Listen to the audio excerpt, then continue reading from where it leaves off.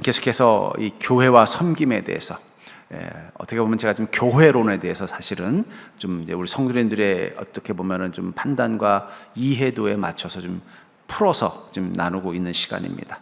우리 교회에 우리가 몸을 담게 되면 우리는 섬김의 자리에 설 수밖에 없어요. 그렇죠? 어떤 성도는 목사님만 보면 피해 다닌대요. 자꾸 뭐 시킬까. 근데 아직 우리 교회에서 그런 성도를 못 봤습니다만은, 목사님이 시키는 게 아니라 뭐예요? 교회, 예수 그리스도의 몸의 지체라면 자신이 할 일이 있지 않겠습니까? 우리 몸엔 여러 가지 장기가 있어요. 그 장기 중에 바쁜 장기가 있고 한가한 장기가 있습니다. 가장 바쁜 장기는 뭘까요? 아마 폐, 심장, 머리일 것입니다. 심장은 죽을 때까지 멈추지 않습니다.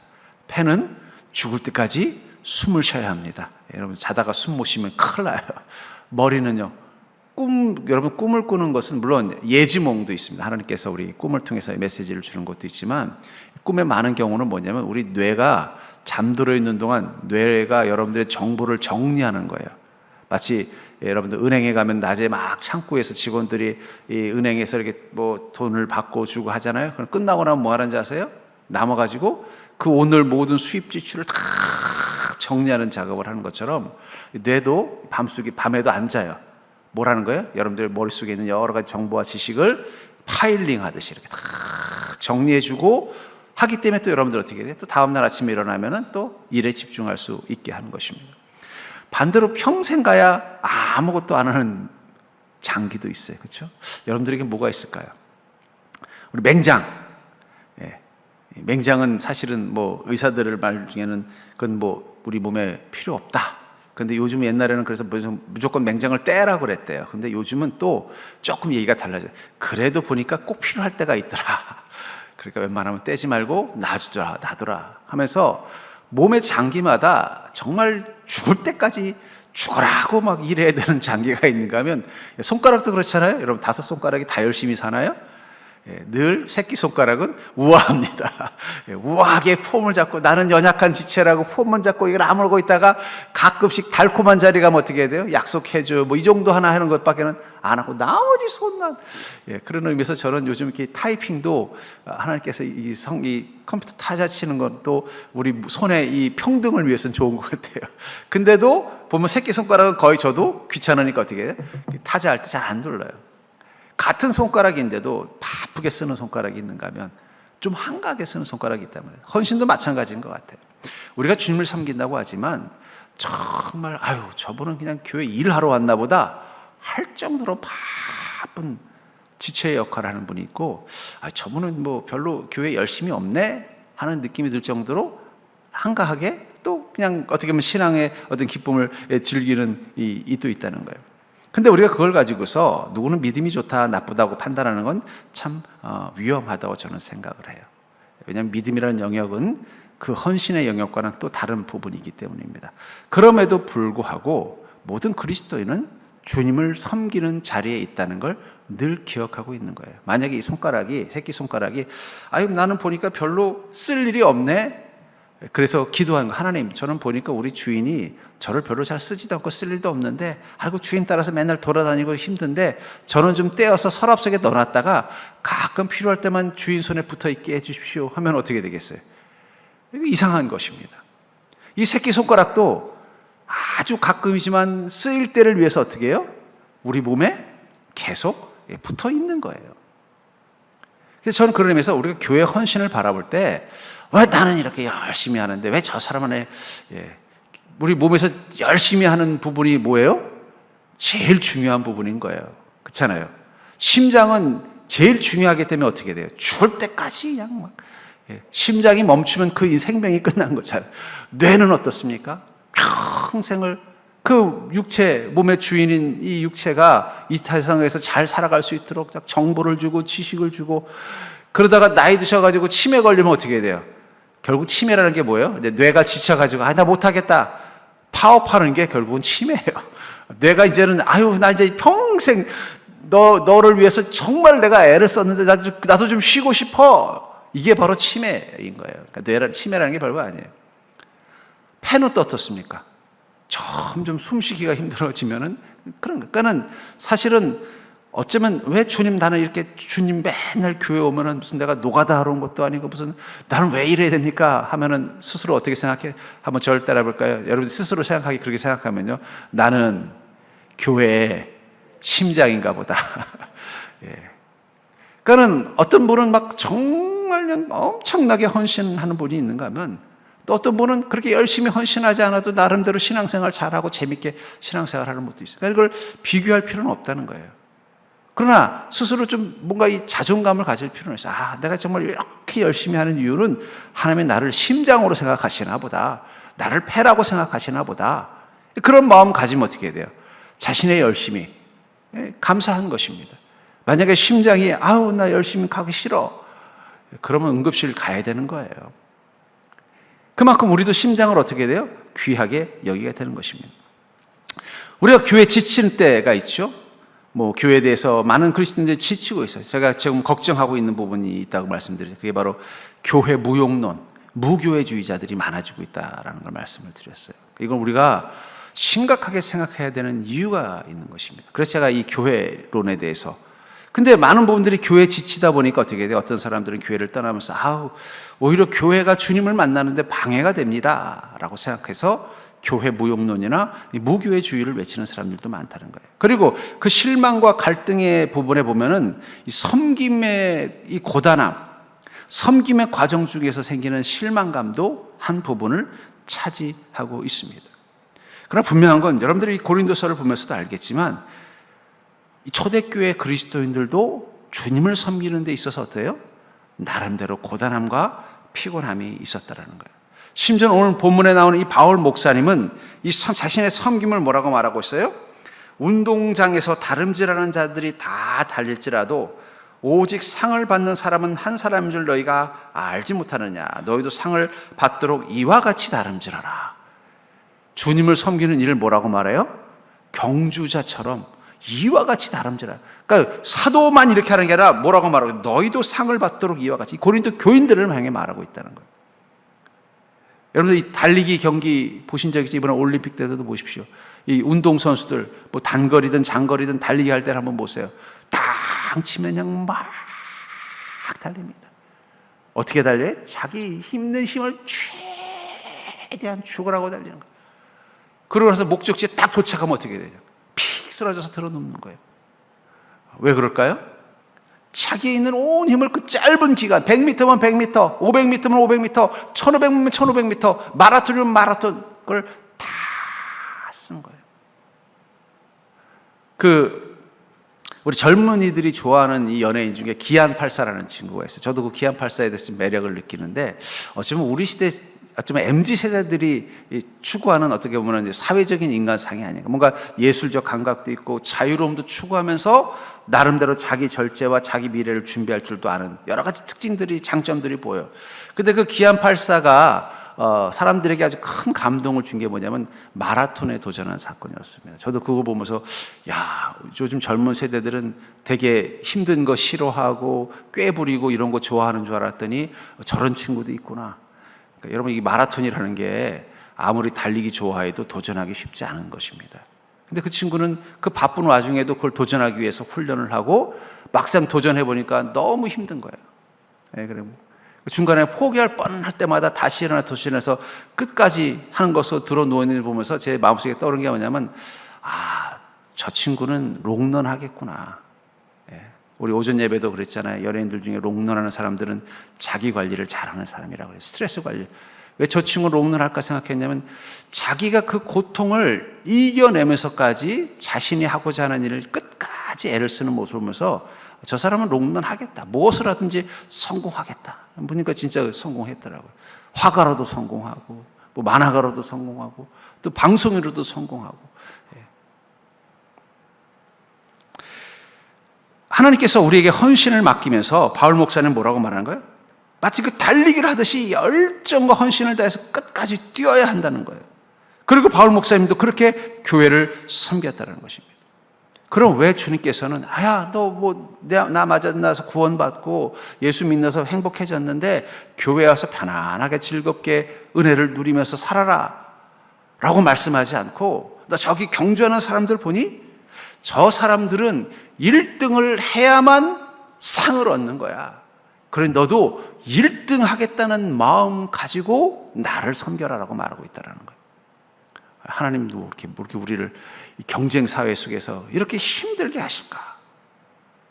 저는 이것을 통해서 어쩌면 주님을 향하여 우리가 수고와 헌신을 다할 때 어떤 마음가짐을 가지고 해야 되는가를 정확하게 이야기하고 있다고 생각합니다.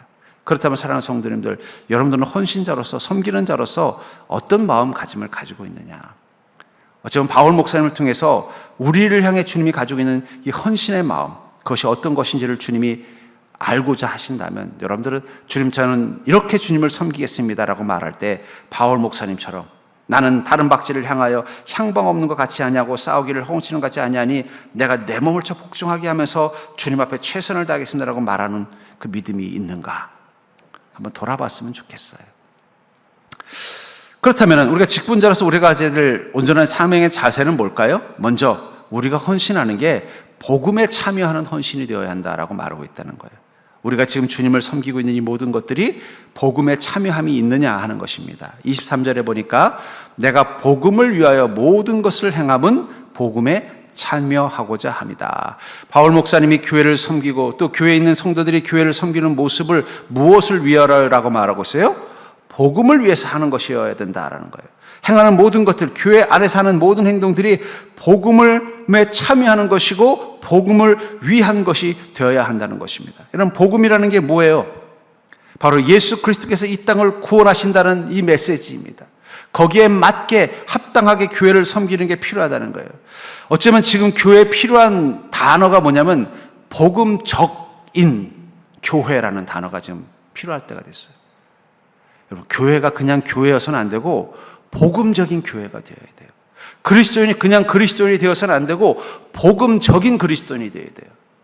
헌신이 그냥 헌신이 되어서는 안 되고 복음적인, 복음에 참여하는 헌신이 되어야 한다는 것입니다. 이 복음적이라는 이 말은 좀 포괄적인 의미가 있어요. 그러나 그 포괄적인 의미 속에서 가장 중요한 기준이 뭐예요? 예수 그리스도가 주인 되심이라는 것입니다. 예수 그리스도가 주인 되심이며 주님께서 이 땅을 구원하시려는 그 계획에 합류하는 것이 바로 복음적이라는 거예요. 섬김도 마찬가지라는 것입니다. 이 섬김 속에 예수님이 주인이 아니라면 그건 복음적인 것이 아닐 것입니다. 이 섬김을 통해서 주님의 나라가 확장되어지는 역할이 나타나지 않는다면 그것도 복음적이 아니라는 거예요. 또 복음적이라는 말 속에는 주님께서 가르쳐 주신 말씀을 따라 방법도 말씀 안에서 이루어지는 것이 복음적이라는 거예요. 저는 한번 그런 생각을 한번 해봤어요. 하나님께서 우리 성도들에게 복을 주셔가지고 다 한 사람당 한 명씩 로또 복권 1등이 다 당첨된 거예요. 근데 다 약속을 했어요. 이 로또 복권 당첨된 건 다 하나님께 드리겠습니다. 그래서 예를 들면 한 100명의 성도님들이 로또 복권 100장 동시에 하면 액수가 떨어지니까 차례대로 해서 다 당첨이 돼서 갑자기 교회에 한 재산이 한 1,000억 정도 하면 된다고 한번 가정해 볼게요. 아, 이거 뭐 부흥하는 거 뭐 어렵습니까? 이제부터 우리 성도님들 한 명씩 전도할 때마다 100만 원씩 드릴게요. 아, 그거 얼마나 쉽습니까? 아이고, 찬양팀 뭐 복잡하게 그렇게 합니까? 우리 마커스랑 계약 맺어가지고 매 주일마다 한 달에 1,000만 원씩 줄 테니까, 아니 매 찬양 때마다 1억씩 줄 테니까 우리 교회 찬양 인도하게 하시죠. 한번 그랬다고 한번 가정을 해보자는 거예요. 그러면 그게 제대로 된 헌신일까요? 제대로 된 교회일까요? 예. 실제로 우리 원로교회단의 원로 목사님 한 분이 욕을 먹은 사건이 있었어요. 뭐냐면 서울에 있는 한 교회인데 그 목사님이 이제 전도자라는 직분을 세워가지고는 한 사람 전도할 때마다 얼마씩 그렇게 해서 소위 말하는 상금을 한 거예요. 그 효율성이 있을지도 모르죠, 그렇죠? 한번 생각해 보세요. 만약에 우리 성도님 중에 갑자기 실직하신 분들인 거예요. 아, 집사님 저기 실직해서 요즘 살기 힘들죠? 그러면은 우리 교회에서 한 명씩 주일날 데려올 때마다 1인당 50만 원씩 드릴게요. 그러면 열심히 하시지 않겠습니까? 예? 아니 100명만 데려면 얼마예요? 5천만 원입니다. 아이고 그럼 뭐 어차피 나 실직자고 할 일도 없는데 매일 나가서 한 명 데려오려고 열심히 하지 않겠냐는 거예요. 근데 왜 교회는 그런 걸 안 할까요? 돈이 없어서요? 복음적이지 않기 때문이라는 거예요.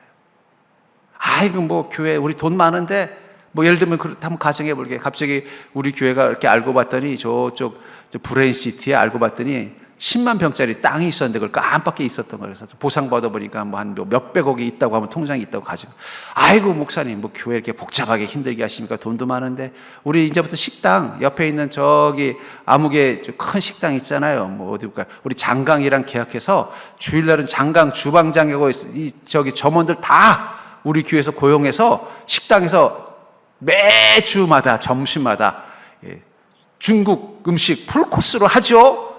아니 뭐 그렇게 합니까? 저 쿠쿠나 저 고메스케어랑 계약을 해서 앞으로 주일마다 거기 있는 거 음식들 갖다가 우리 200인분 300인분 다 세팅하죠. 라고 하면 그렇게 할까요 말까요? 만약에 정말로 하나님께서 우리에게 그런 뭐 재물의 복을 줘서 통장에 한 500억 1000억 있을 때 그렇게 하면 얼마나 편하겠어요. 근데 중요한 게 뭐예요? 복음적이지 않다라는 거예요 사실은. 그러니까 여러분들 앞으로 우리가 어떤 교회를 만들어야 되느냐, 어쩌면 그 교회라는 단어 앞에 앞으로 반드시 들어가야 되는 단어가 뭐냐면 복음적이어야 된다는 거예요. 바울 목사는 뭐라고 하면 나의 이 헌신은 무엇을 위해서라는 거예요? 복음에 참여하기 위해서라는 거예요. 나는 주님이 주시는 그 복음에 합당한 자가 되기 위해서 사도가 되었고, 주님이 주시는 그 합당한 복음에 합당한 삶을 위해서 사도로서 교회를 세우고 교회를 섬기는 일들을 하고 있으며, 너희들도 그런 마음 가지고 고린도 교회를 섬기는 자가 됐으면 좋겠다라고 말하고 있다는 거예요. 그렇다면 그 복음적이라는 게 구체적으로 우리의 섬김 가운데 어떻게 나타날까요? 데살로니가전서 1장 5절부터 7절에 보니까 이는 우리의 복음이 너에게 말로만 이른 것이 아니라 또한 능력과 성령과 큰 확신으로 된 것임이라. 우리가 너희 가운데서 너희를 위하여 어떤 사람이 된 것은 너희가 아는 바와 같으니라. 또 너희는 많은 환난 가운데서 성령의 기쁨으로 말씀을 받아 우리와 주를 본받은 자가 되었으니 그러나 내가 마게도냐와 아가에 있는 모든 믿는 자의 본이 되었느니라. 복음적이라는 것, 그것은 말뿐만이 어떻게 했는가요? 온전히 복음적이 된 사람들은요 성령의 능력과 믿음이 주는 확신을 가지고 교회를 섬겨야 된다는 거예요. 여러분 봉사도 성령님이 주시는 은혜와 믿음의 확신 가지고 봉사하셔야 복음적이 되는 거예요. 그러니까 여러분들 봉사할 때 기도는 반드시 중요합니다. 왜냐하면 성령님은 기도하는 자를 좋아하십니다. 성령님은 기도하는 자리 가운데 함께 계십니다. 믿음의 확신, 내가 왜 주님을 섬겨야 되는지에 대한 분명한 확신이 있어야만 그 섬김 속에 복음이 있고 힘이 있는 것입니다. 이렇게 될 때 어떻다는 거예요? 또 너희는 많은 환난 가운데서 성령의 기쁨으로 말씀을 받아 우리와 주를 본받은 자가 되는. 그럴 때 우리는 어떻게 되는가? 하나님을 본받는 모습으로 섬긴다는 거예요. 저는 우리가 교회를 섬길 때 반드시 기억해야 되는 것은 교회는 그리스도의 몸이라는 마음을 가져야 된다고 생각합니다. 우리가 교회를 섬길 때 무엇을 하든 누구를 위해서요? 주를 위해서, 주님의 영광을 위해서, 주님의 나라를 위해서 하는 일이 되는 것이 중요하다는 거예요. 하다못해 교회에 청소를 하더라도 그것이 무엇을 청소하는 거예요? 예. 여러분 목욕탕 가보세요. 남자 목욕탕 가면요 이 세신사들이 있습니다. 그럼 세신사분들이 이렇게 누우라고 하면 이렇게 딱 때를 밀고요 두드리면 어떻게 해요? 뒤집으라는 듯이 쫙쫙 밀어주면, 그리고 물 쫙 뿌려주고 이렇게 마사지도 해주면 깨어나잖아요. 저는 우리 교회 청소하시는 분이 나는 예수 그리스도의 몸을 닦는 새신사다, 이 마음 가지고 청소하셨으면 좋겠어요. 만약에 지하 주차장이면 예수님의 발을 닦는 것이고, 뭐 교회 본당이라면 예수님의 얼굴을 닦아드리는 것이고, 음식도 마찬가지입니다. 여러분들. 식사, 물론 그 식사는 우리 성도들이 그것을 먹고 기뻐하고 감사할 것입니다. 그러나 중요한 건 이 음식을 주님을 위해서 준비한다는 마음을 갖는 게 중요하다. 마르다가 어느 날 예수님께서 제자들과 일행을 데리고 오시니까 그냥 기쁨으로 영접을 하고, 아이고 예수님 좀 계십시오, 저희가 맛있는 식사 준비하겠습니다 해놓고는 막 식사를 준비하다가 갑자기 부해가 확 올라왔어요. 나는 이 더운 날 죽어라고 음식하고 있는데 저 마리아 저것은 예수님 옆에 탁 앉아가지고 그냥 웃으면서 좋아만 하는 거예요. 확 짜증이 난 거예요. 가가지고 뭐라 그래요? 예수님 지금 손님이 많아서 내가 바쁜데 좀 마리아 좀 와서 좀 나 좀 도와라고 좀 해주세요. 그때 주님 뭐라고 말씀하세요? 놔둬라. 너는 네가 좋은 것을 하고 있고 마리아는 마리아가 좋아하는 것을 하고 있다. 마리아는 내 말씀을 듣고 기뻐하는 것을 주님 앞에서 행복해하고 있고, 너는 지금 누구를 위해서 음식 준비했니? 나를 위해서 음식을 준비하고 있고 그것 때문에 행복해한다면 넌 짜증낼 이유가 없는데 네가 잠깐 그걸 잊어버렸구나. 여러분들, 우리의 헌신이 기쁨이 될 때는요, 우리 마음속에 시선이 누구에게 고정되실 때요? 예수님께 고정되실 때는 기뻐요. 내가 이렇게 해서 주님을 기쁘시게 하는구나. 근데 갑자기 주님은 안 보이고 그 이상한 황당한 성도가 보이기 시작하면 짜증나기 시작하는 거예요. 여러분, 마리아가 예수님 생각하면서 음식 만들 때는 하나도 힘들지 않았어요. 근데 갑자기 예수님이 아니라 마리아, 아마 제가 보니까 그날 아침에 마르다랑 마리아가 한판 대판 자매끼리 싸운 것 같아요. 제 느낌에 그래요. 성경에는 없지만 그날따라 대판 싸워가지고 아이고 저거 끌어내는데 마치 예수님이 오신 거예요. 그래서 아이고 그래 내가 예수님 위해서 음식 만들어야지 하는데 생각하면 생각할수록 누가 미운 거예요? 아니 마리아가 미워 죽겠는 거예요. 근데 미운 사람이 꼭 하는 짓도 어떻게 해요? 미운 짓만 한다고 옆에 와서 언니 좀 뭐 도와줘 이럴 생각을 하라고 예수님 옆에 앉아가지고 아멘 아멘 하고 있으니까 그게 얼마나 믿겠어요. 그 순간 자기가 지금 누구를 위해서 이 음식을 준비하고 있다는 걸 잊어버린 거예요. 예수님을 위해서 이 음식을 준비하고 있다는 거예요. 여러분, 복음적이라는 건 주님에게 집중하는 것입니다.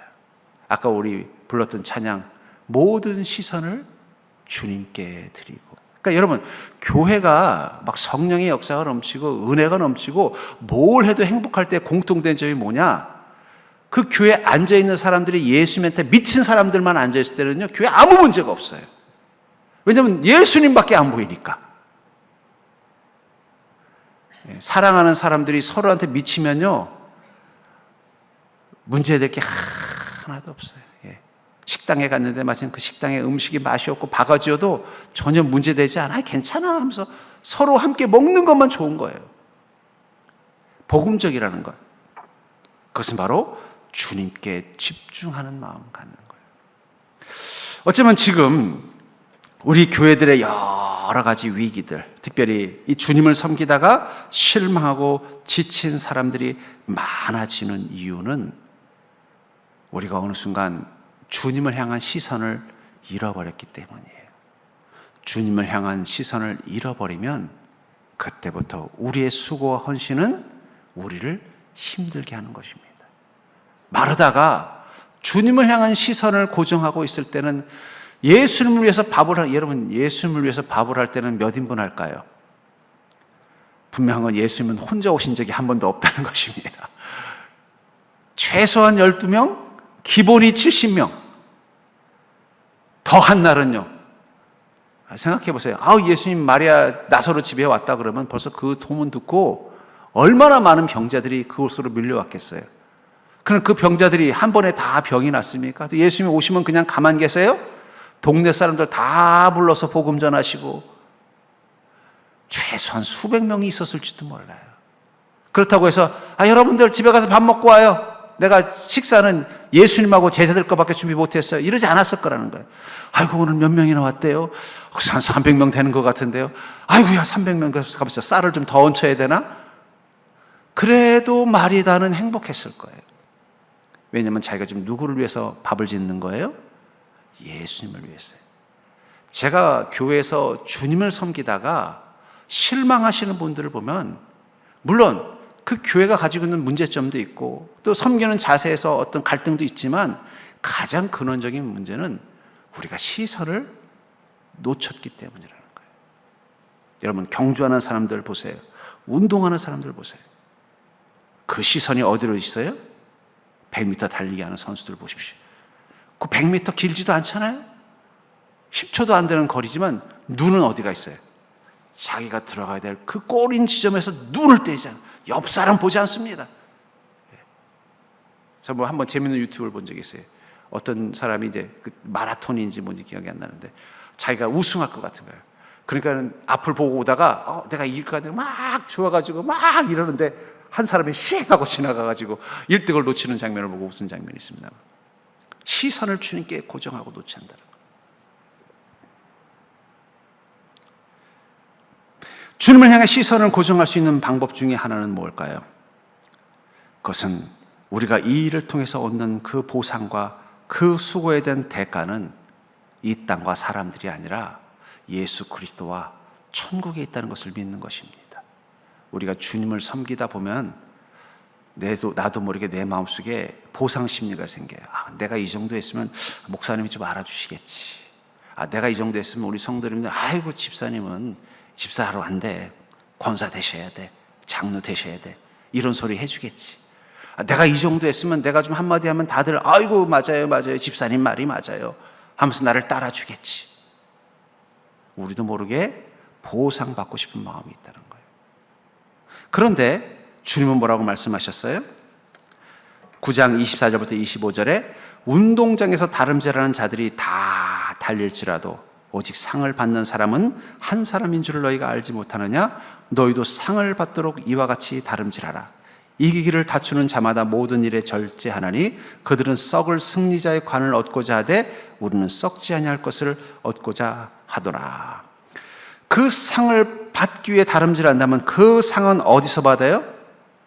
달리는 그 트랙 아래서 받는 게 아니라 트랙 너머에 있는 것입니다. 시합 가운데 있는 게 아니라 시합이 끝난 자리에 시상대가 있는 거예요. 여러분 축구하다가 전반전 끝나고 시상식 하는 축구 경기 본 적 있습니까? 시상식은 언제예요? 축구 경기가 다 끝나야 되는 거예요. 우리가 받아야 되는 그 보상은 우리가 헌신하는 동안은 우리에게 주어지지 않습니다. 우리의 헌신이 다 끝난 시간, 더 이상 주님을 위해서 헌신할 이유도 필요도 능력도 없는 시간대, 저 천국에 들어갔을 때 그때 받는 게 진짜 보상이에요. 그럼 그 사이에 우리가 공급받는 건 뭘까요? 그것은 우리의 수고에 대한 보상이 아니라 우리의 수고를 감당할 수 있도록 공급해 주시는 주님의 은혜일 뿐이에요. 그래서 어떨 때는 그 은혜가 내가 주님 섬길 만큼만 주시는 거예요. 왜냐하면 그게 보상이 아니기 때문에. 이상하게 하나님 내가 이 정도 했으면 좀 나를 좀 확 뭔가 복을 주셔야 되는데 그냥 섬길 만큼만 복을 주실 때가 있어요. 왜냐하면 그건 보상이 아니기 때문에. 여러분 우리는 이 땅에서 보상받기 위해서 그 믿음의 경주를 하는 자들이 아닙니다. 우리의 보상은 믿음의 경주가 끝난 저 천국에서 이루어지는 거예요. 이 땅에서는 무엇을 하는 거예요? 제가 그 마라톤 경기에 대한 유튜브를 보다가 재밌는 걸 봤어요. 뭐냐면 이 세계적인 마라톤 대회 때는요, 유명한 마라토너에게는 한 사람씩 붙여준대요. 근데 그 사람은 뭐 하는 사람이냐? 마라토너가 목 마를 때마다 물을 전달해 주는 역할이래요. 그래서 그 사람은 자전거를 타고 그 마라톤을 따라다닌대요. 따라다니다가 마라토너가 뭔가 목이 말라 하잖아요. 그럼 먼저 앞에 가가지고 물을 들고 딱 서 있대요. 그러니까 자기가 이제 전담 마크가 된 마라톤 유명한 사람들이 있으면 딱 물을 들고 있으면 그 마라톤은 어떻게 돼? 뛰어가다가 그 물을 탁 받아서 마시고는 또 뛰는 거예요. 그럼 또 자전거를 타고 또 쫓아가는 거예요. 성령님께서 우리 인생 가운데 공급해 주시는 축복은 마치 그 전담 마라토너를 위해서 물을 공급해 주는 그 사람과 같이 역할을 해 주시는 거예요. 우리가 어떻게 하길요? 끝까지 이 믿음의 경주를 멈추지 않게 하기 위해서. 그래서 우리가 지쳐서 쓰러질 만하면 어떻게 돼요? 하나님이 오셔서 다 물을 주시는 거예요. 먹고 힘내라. 마치 그 호렙산에 있었던 엘리야처럼, 엘리야가 호렙산에서 받은 그 빵과 물은 보상이 아니에요. 그가 끝까지 경주를 멈추지 않도록 하나님께서 힘을 주시기 위해서 해주시는 물과 같은 거라는 거예요. 그러니까 여러분들 우리의 헌신이 이곳에서 보상받기를 기대하지 않기를 주의 이름으로 축복합니다. 왜냐하면 우리는 썩지 아니할 것을 얻고자 헌신을 하는 자예요. 그러나 주님은 우리가 이 일을 다 할 수 있도록 어떻게 하셔요? 공급해 주셔요. 생활을 해야 주님도 섬기죠. 그럼 생활 공급하는 거예요. 물질이 있어야 주님 섬기죠. 그럼 물질 공급해 주는 거예요. 건강이 있어야 주님 섬기죠. 건강 공급해요. 그래서 저는 늘 아프신 분을 위해서 기도할 때 뭐라고 기도하느냐? 주님, 이 성도님 아직도 주님을 위해 할 일이 있습니다. 그 일을 감당할 수 있도록 몸에 건강 주십시오. 제가 그냥 우리 성도님들 착취하는 악독 목사라서 그런 게 아니라 그게 바로 헌신자에게 주어지는 공급되어지는 복의 원리이기 때문이에요. 진짜 복은 여기서 받는 게 아니에요. 그건 꼴대를 지나야 되는 거예요.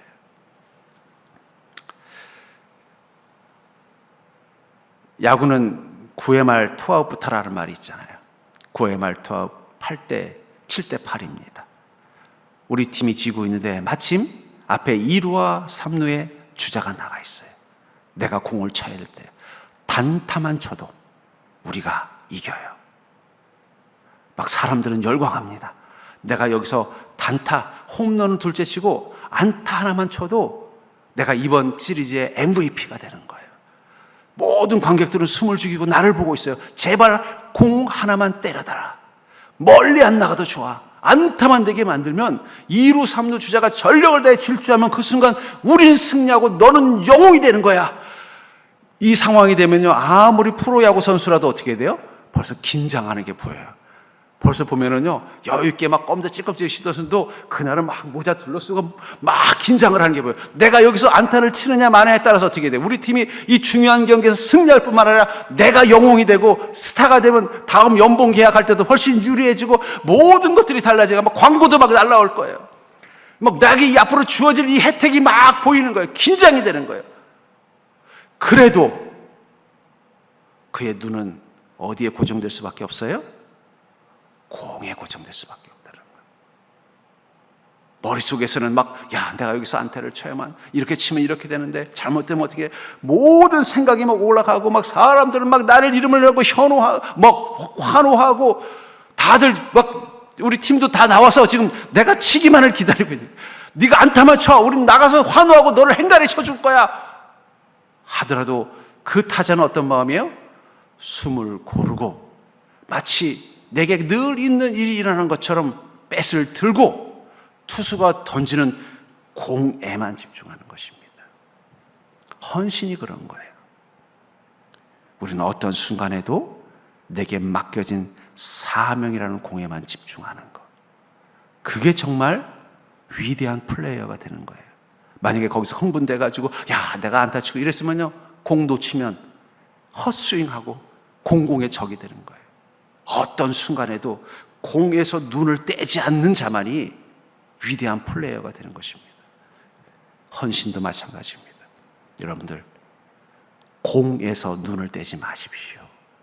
나에게 주신 그 사명, 복음적으로 그 일을 감당할 수 있도록 주님을 향한 시선을 고정하시고 내게 맡겨진 일에만 묵묵히 집중하다 보면 어느 순간 나는 스타 플레이어가 되는 것처럼 주님의 기쁨이 되는 인생이 되는 것입니다.